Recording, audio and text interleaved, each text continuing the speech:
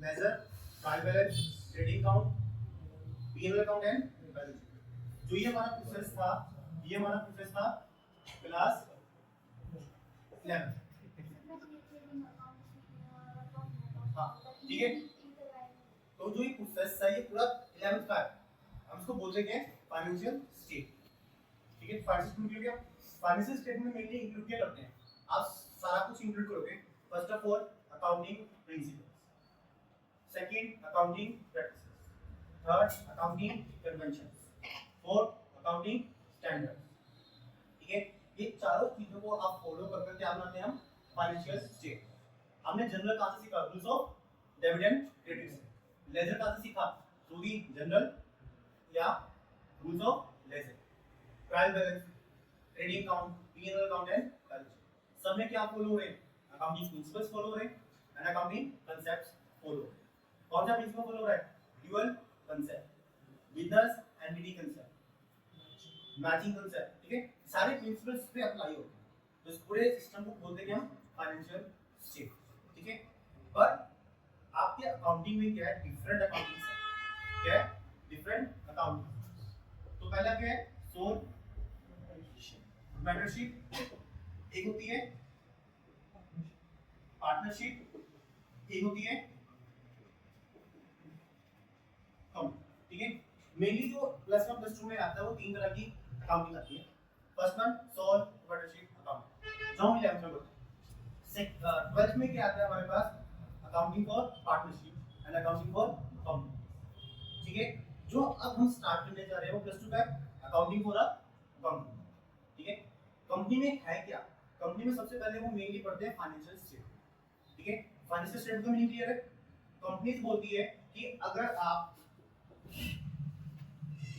According to section 129, ठीक है, क्या बोलते हो, according to section 129 of company act 2013।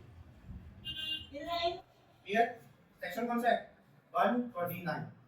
ठीक है, ये एक्ट क्या बोलता है कि अगर आप फाइनेंशियल स्टेटमेंट में आप बैलेंस शीट बनाओगे, सबसे पहले सेकंड चीज बनाओगे statement of P&L account, third बनाओगे आप notes to accounts and last one cash flow statement. ठीक है, ये चार टॉपिक बोलते हैं अकॉर्डिंग टू सेक्शन 129। अगर आपने अपनी स्टेटमेंट्स में ये चार आइटम्स बनाई तो वो क्या होंगी आपकी फाइनेंशियल स्टेटमेंट। फर्स्ट के बैलेंस शीट, तो बैलेंस शीट क्या दिखाता है हमें, बैलेंस शीट जब हम बनाते हैं तो हमें क्या रिजल्ट शो करता है, वो सारे एसेट्स, लायबिलिटीज एंड कैपिटल। ठीक है, second statement of profit and loss account, profit and loss account क्यों बनाया जाता है, for the calculation of profit and loss. Clear, company को प्रॉफिट कितना हुआ, कंपनी का लॉस कितना हुआ, तो वो इसलिए क्या बनाता है statement of profit and loss. And third notes to account, notes to account का मतलब क्या है, जैसे हम पार्टनरशिप में एडमिशन में वर्किंग नोट्स बनाते हैं, जितनी भी कैलकुलेशन होगी आपकी डॉलर में, जितनी भी कैलकुलेशन होगी, आपने शेयर कैपिटल की अमाउंट निकाली, आपने रिजर्व एंड सरप्लस की अमाउंट निकाली, आपने बैंक एंड कैश की अमाउंट निकाली, वो सारी अमाउंट की कैलकुलेशन आप क्या करोगे नोट्स टू अकाउंट्स में। And last cash flow statement, cash flow statement हम इसलिए बनाते हैं कि हम अपनी कैश एक्टिविटीज को आइडेंटिफाई करते हैं। कैश एक्टिविटीज को आइडेंटिफाई कैसे करते हैं, outflow of cash and inflow of cash, कितना कैश मेरी कंपनी से गया, कितना कैश मेरे कंपनी से आया। ठीक है, जब अपनी स्टेटमेंट में चारों तुम कंप्लीट कर दोगे लाइन वाइज, तो वो क्या बन जाएगा financial statement of a company. Clear, clear है। ठीक है, फर्स्ट चैप्टर में सिर्फ इतना सा। ठीक है, उसके बाद एक टॉपिक आता है, नेक्स्ट टॉपिक आता है सेकंड चैप्टर में फाइनेंशियल स्टेटमेंट एनालिसिस। क्या है फाइनेंशियल स्टेटमेंट एनालिसिस। एनालाइज का मतलब क्या होता है, कंपेयर करना। क्या करना आपने, कंपेयर करना। कंपेयर कैसे करोगे,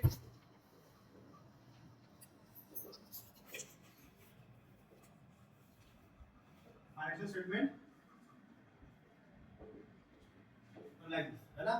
एनालिसिस का मतलब यहाँ पे ये बताया गया है कि आपने 2 साल के प्रॉफिट को, 2 साल के शेयर कैपिटल को, 2 साल के डिबेंचर्स को तो जितने भी आपके एसेट्स हैं, लायबिलिटीज है, प्रॉफिट है, लॉस है, एक्सपेंसेस है, इनकम्स है, सबको आपने क्या करना है, एनालाइज करना है। क्या करना है, कंपेयर करना है। तो कंपेयर कैसे करोगे, हमारे पास चार टूल्स हैं, कितने टूल हैं, चार। पहला टूल क्या देखो,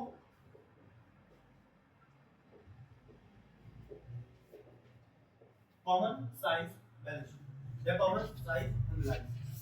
फर्स्ट टूल क्या है, कॉमन साइज। सेकंड है हमारे पास कंपैरेटिव, ठीक है, सेकंड है comparative analysis. Third ratio analysis. कौन सी रेशियो पढ़नी है, अकाउंटिंग रेशियो, ठीक है। ये मत सोच लेना कि मैथ्स की रेशियो पढ़नी है, मैथ्स की रेशियो 10 तक पढ़नी थी, बता क्या पढ़नी है, accounting ratio. And last cash flow state. Clear, कितने टूल्स हो गए हमारे पास, चार। पहला कौन सा है, common size, second comparative, third ratio analysis, fourth cash flow statement. ये चार टूल से हम अपनी फर्म्स को, अपनी कंपनीज को, अपनी फैक्ट्रीज को क्या करते हैं, एनालाइज करते हैं, कंपेयर। क्लियर, बात समझ आ गई, कोई डाउट क्या कर करते हैं। मेन क्वेश्चन ये है कि फाइनेंशियल स्टेटमेंट एनालाइज करना क्यों है। एनालाइज हम इसलिए करते हैं ताकि हमारा आइडेंटिफाई कर पाए threats, opportunities, weakness, position, strength, performance. ये 5 आइटम्स जो है हम अपने आइडेंटिफाई करते हैं कि पिछले साल मेरे पास जो आउटफ्लो ऑफ कैश था 1 करोड़ था, किस चीज का, एक्सपेंसेस का। 1 करोड़ एक्सपेंसेस मेरा आउटफ्लो जा रहा है, ठीक है, बट बस इसके कंपेयर में बस इनकम जो आ रही है 50 लाख, ठीक है। डाटा गिवन है मुझे, ये डाटा मेरे पास है 2023 का, ठीक है। अब एंडिंग 2024, ये 50 लाख से 1 लाख 1 करोड़ हो गया, और ये 1 करोड़ से 2 करोड़, ठीक है। तो ये अब उसने मुझे बोला कि फाइनेंशियल स्टेटमेंट एनालाइज करो। मेरे पास चार टूल्स हैं, इन चारों में से मैं कोई भी टूल लगाकर अपनी फर्म को क्या कर सकता हूँ, एनालाइज कर सकता हूँ। तो मैंने सिंपल टूल लगाया, अकाउंटिंग रेशियो लगा दिया, प्रीवियस ईयर की रेशियो निकाल दिया, ठीक है। प्रीवियस ईयर में क्या था, 1 करोड़ से एक्सपेंस कितना हो गए, 2 करोड़। कितना एक्सपेंस इंक्रीज हुआ, 1 करोड़, मतलब 50% इंक्रीज हो गया, सॉरी 100%। 1 करोड़ से 2 करोड़ हो गया ना, तो 100% क्या हो गया, इंक्रीज हो गया। और इनकम भी क्या हुई है, 100% इंक्रीज। अगर ये 1 करोड़ की जगह सिर्फ 70 लाख या 40 लाख होगा, क्या हो गया, expenses 100% increase but income 10 lakh decrease. 10 lakh means 20% decrease हो, ठीक है। अब मेरी प्रॉफिट क्या हो गया, डिक्रीज हो गया, इनकम क्या हो गई, डिक्रीज होगी ना। तो बड़ी इंक्रीज डिक्रीज हुई क्यों, एक्सपेंस क्यों इंक्रीज हुआ, इनकम क्यों डिक्रीज हुई। ऐसे वीकनेस को, ऐसे हमारे थ्रेड्स को आइडेंटिफाई करने के लिए हम क्या करते हैं, फाइनेंशियल स्टेटमेंट एनालाइसिस। क्लियर, एक लास्ट टॉपिक है इसमें, फिर ये चैप्टर खत्म। Means users of financial statement. कि जो हमारा फाइनेंशियल स्टेटमेंट हम बना रहे हैं, कंपनीज बना रहे हैं, हम कंपनी हमारी फाइनेंशियल स्टेटमेंट बना रही है, तो वो जो एनालाइज है कौन पढ़ता है, कौन पढ़ता है जी, पहला इंटरनल यूजर्स या एक्सटर्नल यूजर्स। दो तरह के हमारे यूजर्स हैं, कौन से,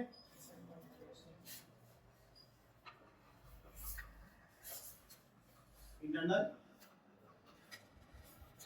एक्सटर्नल, ठीक है। Internal users and external. Internal users क्या होते हैं, जो within a organization, within a company.